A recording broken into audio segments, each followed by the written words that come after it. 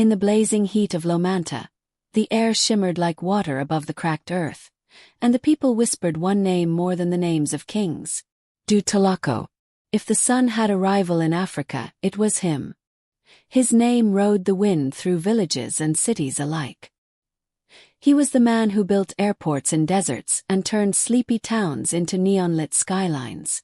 If a man needed a house, Abdu would buy him 10.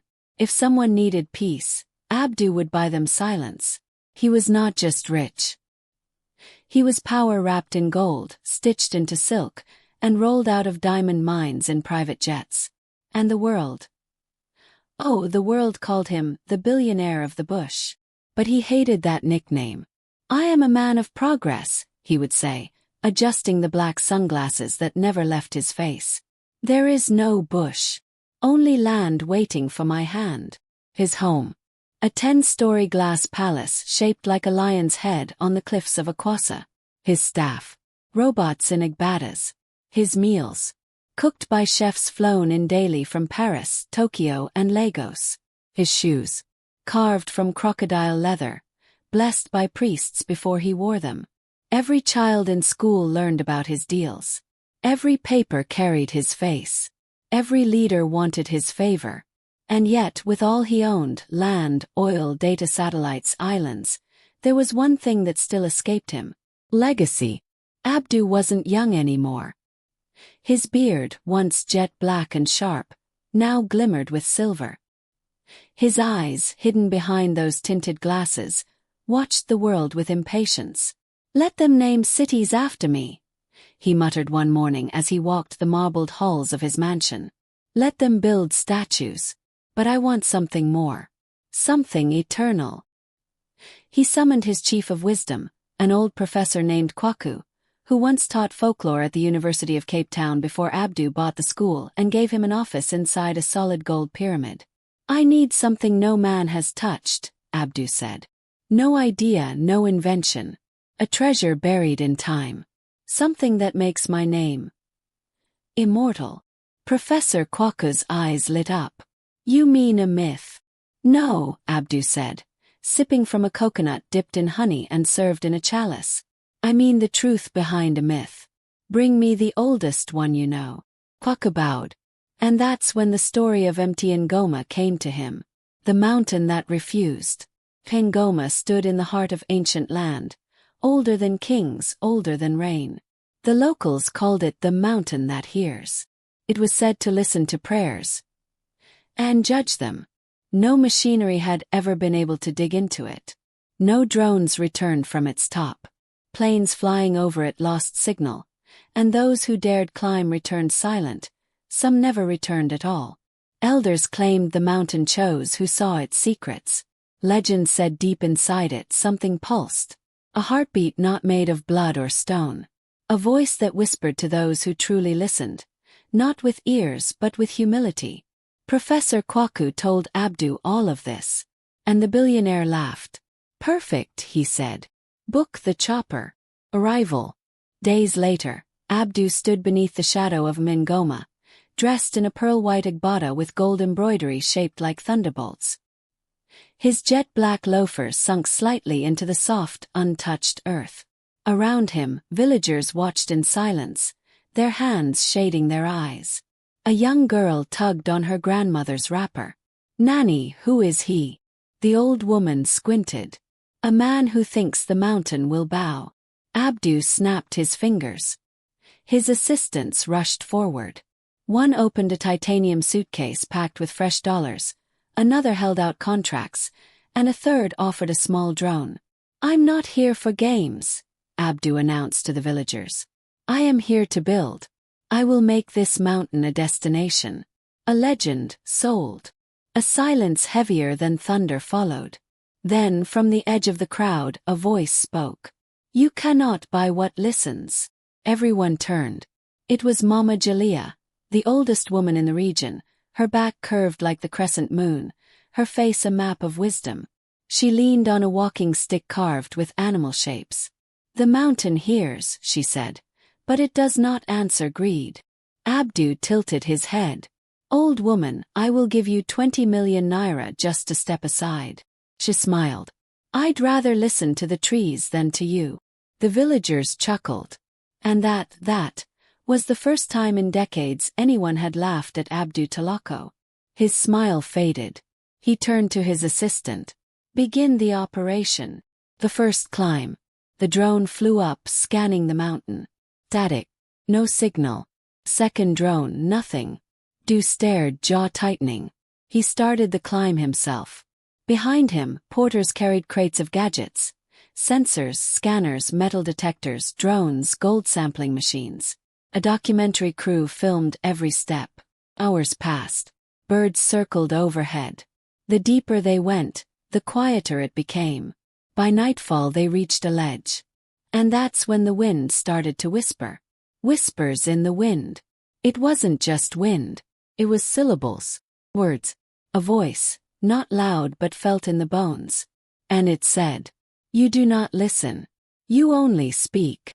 One of the crew fainted. Another screamed and ran. The cameras stopped rolling. Abdu stood frozen. His sunglasses cracked from within. Impossible, he muttered.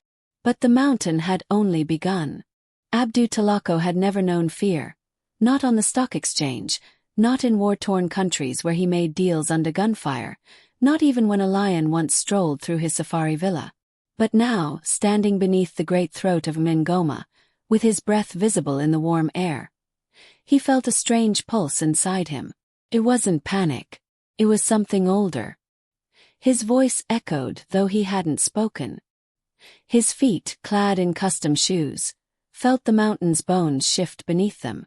"Let's continue," he said firmly. But only 4 people followed. His personal chef carrying energy bars, the robotic assistant Nuru 6, Professor Kwaku, and a young local guide named Bemba, who had warned them that the mountain liked to test the proud. As they moved upward, the paths began to change. Literally.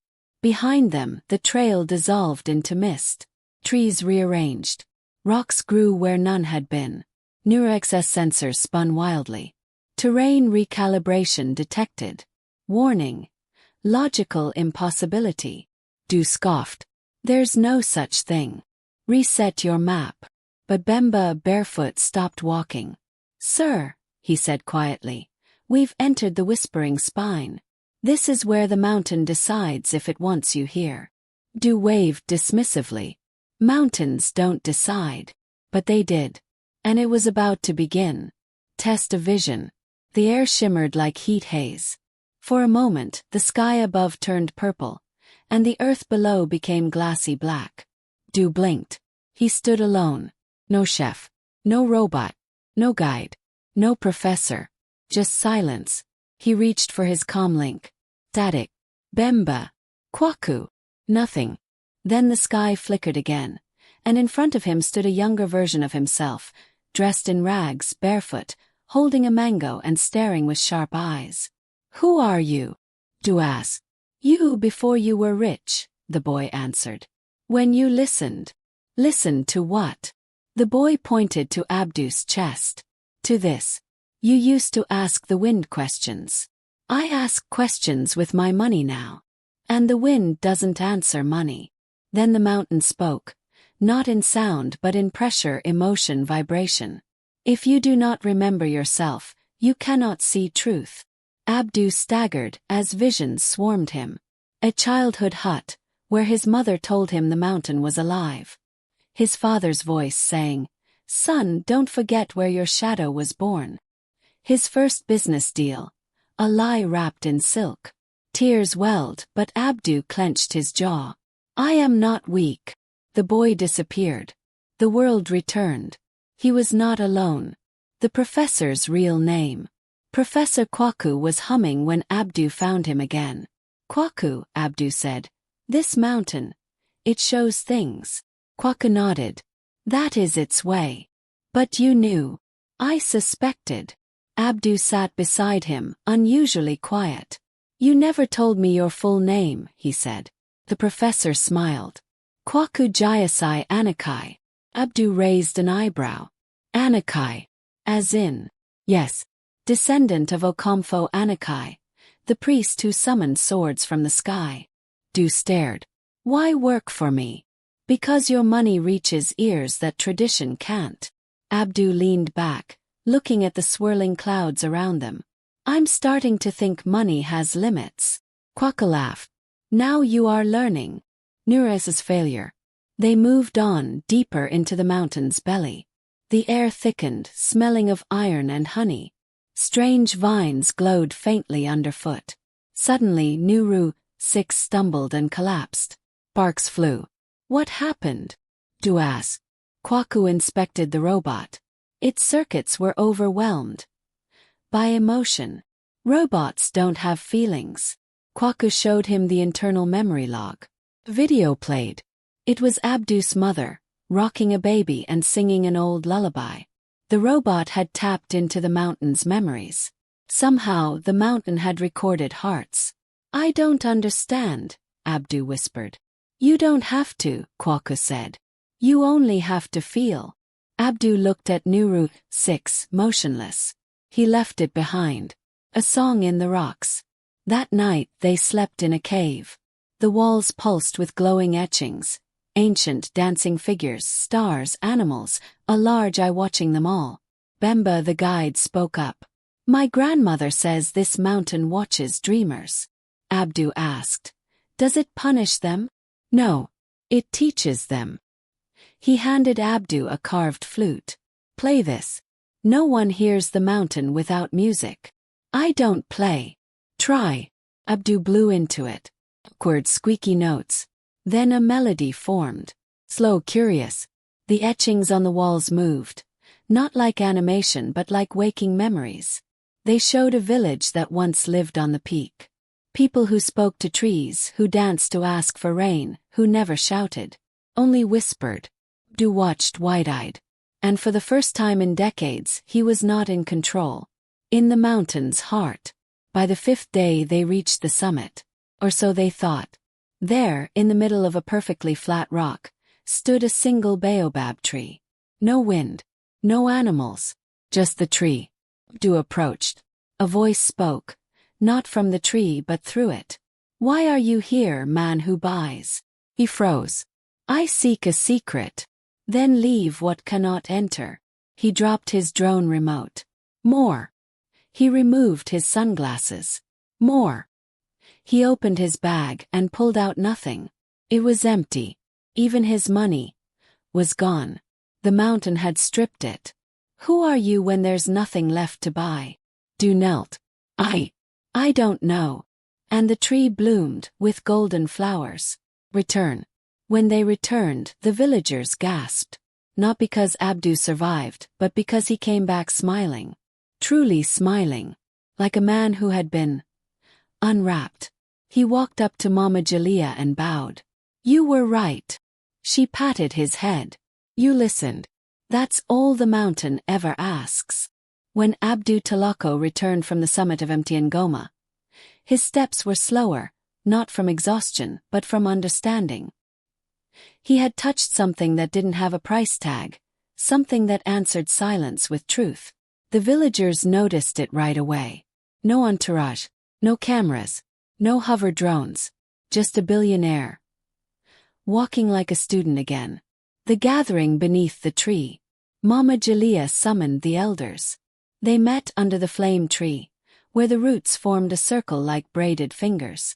A seat was carved into each root, 9 seats for 9 elders. Abdu stood before them, not to ask for more land or permits, but to listen. The oldest among them, Elder Shaka, leaned forward with cloudy eyes. You went up rich but you came down poor. That's good. Du chuckled. I'm still rich. Just not in the same way. Bemba nodded in approval. Kwaku whispered. You're being invited into something rare, my friend. Pay attention. Mama Jalea asked softly. Did the mountain show you the gourd of echoes? Abdu's eyes widened. Yes. A tree opened. And inside was a glowing, gourd-shaped flower. The elders gasped. That is no flower, Elder Dumi said. That is the gourd of echoes. It blooms once every generation, and only for a heart that seeks truth. Du waited. Mama Jalea continued. The mountain has accepted you. But now the secret must be explained. The real secret. Late that night, in the shrine where no technology was allowed, the elders handed Abdu a bowl of stones, each inscribed with symbols older than the written word. He was told to arrange them based on what he felt, not what he knew. He closed his eyes. He saw images. A woman whispering to a river. A man whose footsteps lit fireflies in the dark. A child climbing inside a drum and emerging groan. He placed the stones accordingly. When he finished, a crack formed in the shrine's floor, and from it a voice rose, deep and rhythmic like talking thunder. You who sought to own me must now become a keeper. Abdu fell to his knees. What does that mean? Elder Shaka whispered. The mountain has chosen you. To guard its secret, not to reveal it. But I came to find it. You did, Mama Jalea said. And now you must protect it. That is the secret. Some truths must be carried, not sold. Test of influence. But news travels fast in the modern world. By the time Abdu returned to his smart jet, the media had caught wind of his retreat. Journalists camped outside his private compound, asking if he had discovered gold or ancient treasure. Mr. Talako, is it true you found something supernatural? Are you building a spiritual resort on the mountain? Will you sell tours? Du smiled. No comment. Back inside, Kwaku asked. You sure you want to keep this secret? You could be richer than ever. Du turned to him. I already am. When the board demands answers. Back at his headquarters in Lagos, Abdu stood before his board of directors, a sea of sharp suits and sharper questions. You spent 7 weeks off-grid. Investors are anxious. What's the ROI on a mountain? He let them finish. Then he pulled out a small stone. It was smooth, plain, and had a soft hum if you held it near your chest. This, he said, is the future. Not for money. For balance. The board stared blankly. One of them whispered, Has he gone mad? Du grinned. Maybe. Or maybe I found sanity. He walked out of the meeting. He had nothing to prove anymore. The secret school. 2 months later, in the quiet foothills of Ngoma, something extraordinary began. Abdu used his wealth to build not a resort, not a research center, but a school. No electricity, no tablets, just humans learning the old ways. How to ask questions to rivers. How to interpret trees' moods. How to wait for answers without impatience. Each student, local or foreign, was accepted only after passing the Whispering Trail. Mama Jalea visited often, smiling like a proud elder. And Bemba. He became the first mountain listener instructor. Even Kwaku stayed, saying, I've waited my whole life to teach here. The world tries to steal the secret. But the world couldn't help itself. A Western company offered Abdu $100 million for exclusive rights to film a documentary drama on the secret of the mountain. He replied, There's no secret to film, only a story to carry. When they offered $500 million, he wrote one word. Climb. The new Abdu. Years passed, and the world changed. Where once he was listed in magazines as the untouchable tycoon, now he was called the silent billionaire. He gave away half his fortune. He spoke at no conferences. He wrote no books. Instead, he quietly taught kids how to listen to their shadows. And every year on the same day, he returned alone to empty Ngoma. He brought nothing. He left even less. And he always smiled at the summit. The rains had not come for 3 weeks. On Ngoma's lower slopes, even the monkeys were quiet, and the river by the Whispering Trail had turned into a trickle. People began to worry. Elders said it wasn't drought, it was a warning. Then, one morning, as mist covered the hills like sleeping silk, a boy arrived. He was no taller than Abdu's knee. His clothes were torn, his feet bare, and his eyes glowing with a storm that hadn't yet begun. The boy named Nyoka. He didn't speak much at first. He simply walked up the Whispering Trail, past the guards, past the students meditating beneath tree canopies, until he stood before Abdu's open-air classroom. The boy's first words. "The mountain remembers me." Everyone fell silent. Even the birds stopped chirping. Du stepped forward. "Who are you?" The boy stared up. "I am Nyoka. My name means snake, but I speak like thunder." It wasn't a boast. It was truth. When he spoke again, the skies rumbled. The storm voice.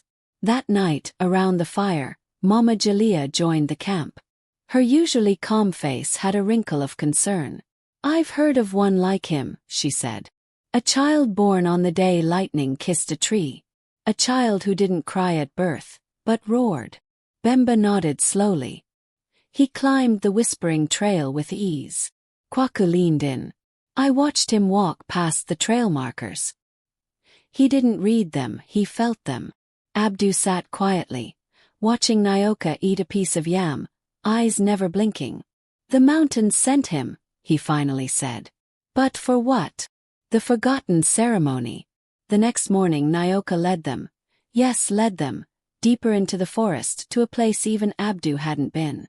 It was an ancient circle of stone pillars, each carved with faces that looked incomplete, as if they waited for something, or someone. Nyoka stood in the center. He raised his hand, and every stone face completed itself. Eyes formed, mouths opened.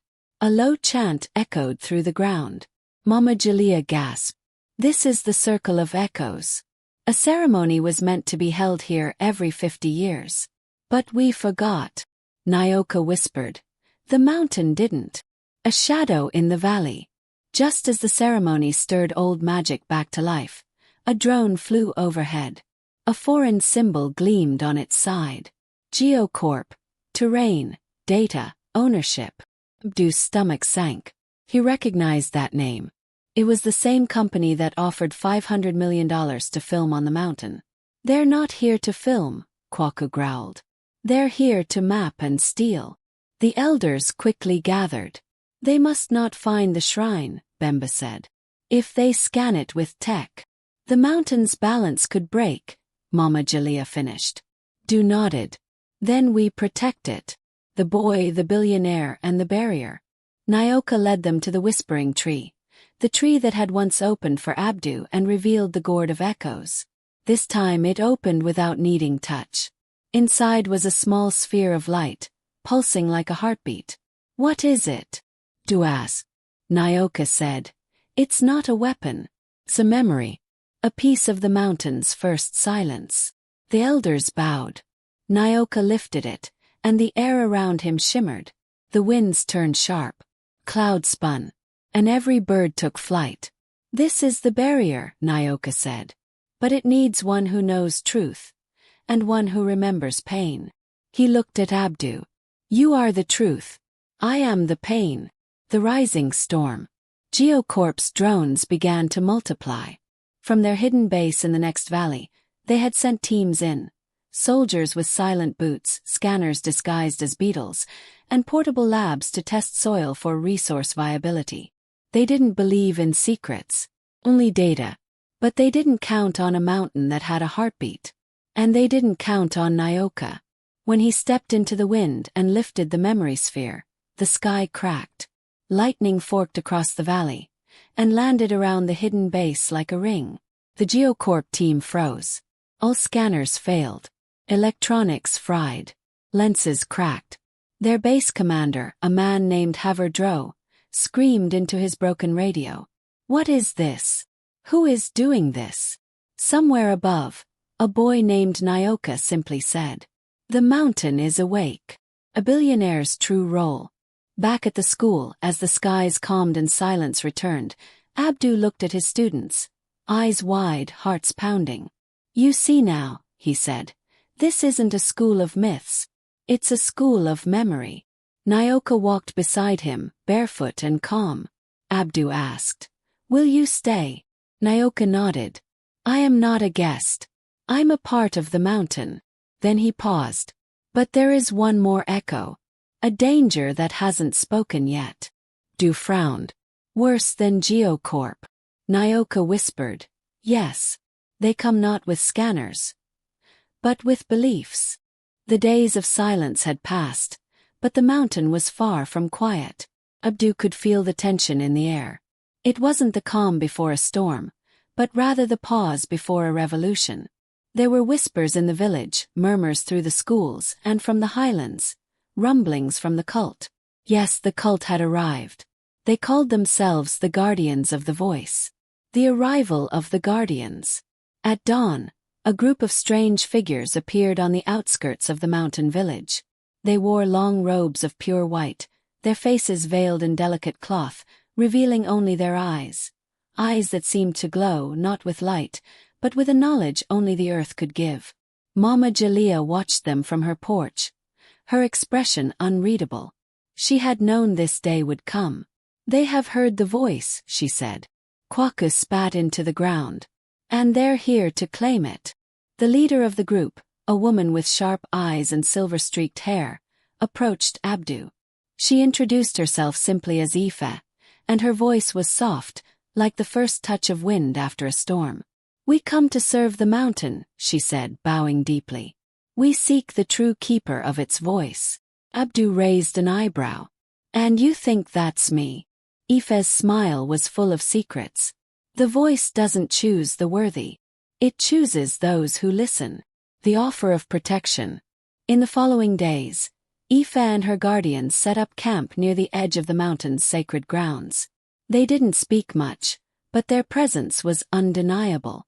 As the villagers went about their work, they saw the guardians meditating at sunrise, communing with the trees, or sitting silently by the river, their gazes locked in eternal contemplation. But for Abdu, the true nature of the cult was clearer than anyone could see. "They are not here for peace," he told Mama Jalea one evening as they watched the guardians from a distance. "They've come for control." "You are right," she replied. "But the mountain will never allow it." Abdu clenched his fists. "And yet, they already think it belongs to them." The challenge. A week passed.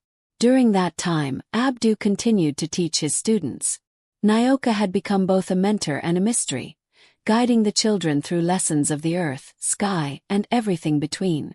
The boys' quiet wisdom had become the foundation of their teachings. But then one day, Ife came to Abdu with an offer. "We do not wish to fight," she said. "We are willing to help you protect this place. But only if you accept our way of seeing the mountain's true power." Abdu crossed his arms. "And if I refuse?" Ife's eyes narrowed. "Then we will take the voice from you. And the mountain will find another keeper." It was a challenge, one that struck at the heart of what Abdu had worked so hard to build. He knew what was at stake. More than his fortune, more than his reputation. This was the soul of the mountain. The voice reveals itself. That night, as a full moon cast its silver glow over the land, Abdu stood at the center of the circle of echoes once more. Nyoka stood beside him, his eyes full of the storm. The guardians gathered at the edges of the circle, their chants low and constant. Ife raised her hand. "The mountain has chosen its keeper," she said, her voice echoing like a chant in the air. "It will speak, and the world will know." Du nodded. He felt it. He felt the tremor of something ancient stirring deep within the earth. But instead of the expected roar of power, a whisper echoed. "The voice cannot be claimed. It is carried." Abdu's heart pounded. It was the same voice, the mountain's voice. The one that spoke to Nyoka, the one that had guided him to this moment. The guardians stood still, confused. "We've heard the voice," Ife said. "But this is not the answer we sought." Nyoka stepped forward, his voice quiet yet thunderous. "The mountain does not choose anyone who wishes to own it. It chooses those who understand that some truths belong to no one." The final test. Ife turned to Abdu, her eyes burning with a challenge. "You've heard it now, Abdu Talako. The voice says you are the keeper. But you are not the one who controls it. The mountain must remain free." Abdu's lips parted. He had thought he understood, but now he truly did. The guardians, who had once thought they could manipulate the voice, now realized that the mountain's power wasn't something to possess. "I am not the owner of this place," Abdu said. his voice stronger than he ever thought it could be. I am just the one who listens. The wind picked up again, this time carrying a laughter through the trees, echoing in the night. It was the mountain's laughter. And Abdu knew now that it had always been listening too. The departure. By morning the guardians were gone. Not defeated but humbled. Ife and her followers left without a word, disappearing into the distance like shadows of the past. And as Abdu stood once more on the summit of Ngoma, he realized that he had found something much greater than a secret. He had found his true place, not as a billionaire, not as a leader, but as a guardian of the untold story of the earth. Nyoka stood beside him, silent as always. We are the keepers of what cannot be bought, Abdu said quietly. Yes, Nyoka replied. And what cannot be stolen? The mountain whispered, and Abdu knew. Some secrets were meant to be shared only by the earth itself. End.